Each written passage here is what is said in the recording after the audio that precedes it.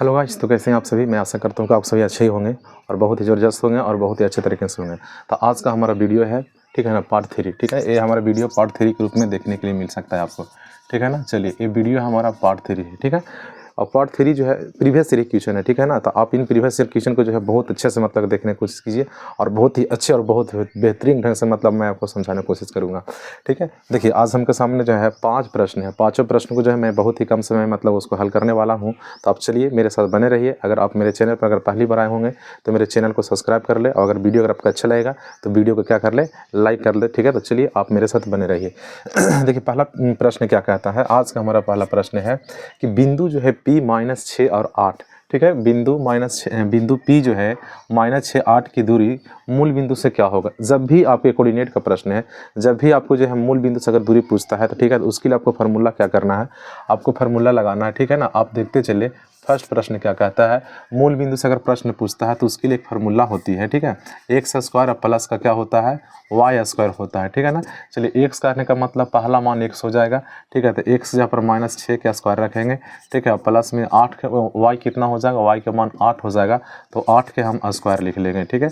इसको कर लीजिए, इस पर ओवर रूट हो जाएगा, इस पर भी ओवर रूट रख लेंगे। 6 का स्क्वायर कितना होता है, 36 प्लस कितना होता है, ठीक है 64 होता है। इसको ऐड कर लीजिए, ऐड करेंगे तो कितना होगा, 6 4 10 के 0, 6 3 9 1 10 हो जाएगा। 100 का वर्गमूल कितना होता है, 10 होता है। इसका मतलब हमारा कौन सा ऑप्शन हो जाएगा, ऑप्शन नंबर डी हो जाएगा। आई होप कि आपको बहुत ही अच्छे तरीके से समझ में आया होगा। तो चलिए आज का हम दूसरा प्रश्न में चलते हैं, ठीक है।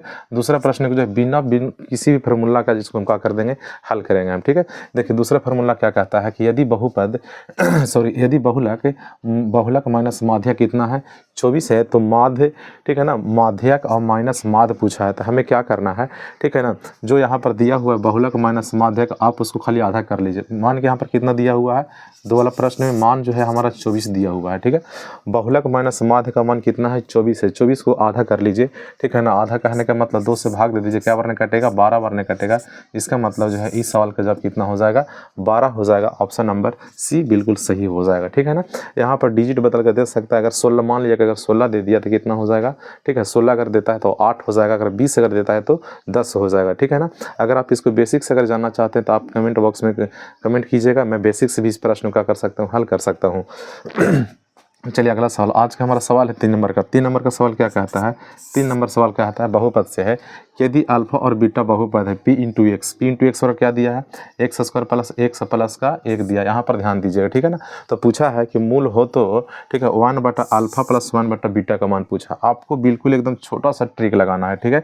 क्या है, आप इसको जब भी प्रश्न में इस प्रकार से सवाल देखने के लिए मिले, ठीक है, कि 1/अल्फा प्लस 1/बीटा, ठीक है, तो आप इतना का बड़ा एक फार्मूला लिख ले, -b/c लगा लीजिएगा, ठीक है ना।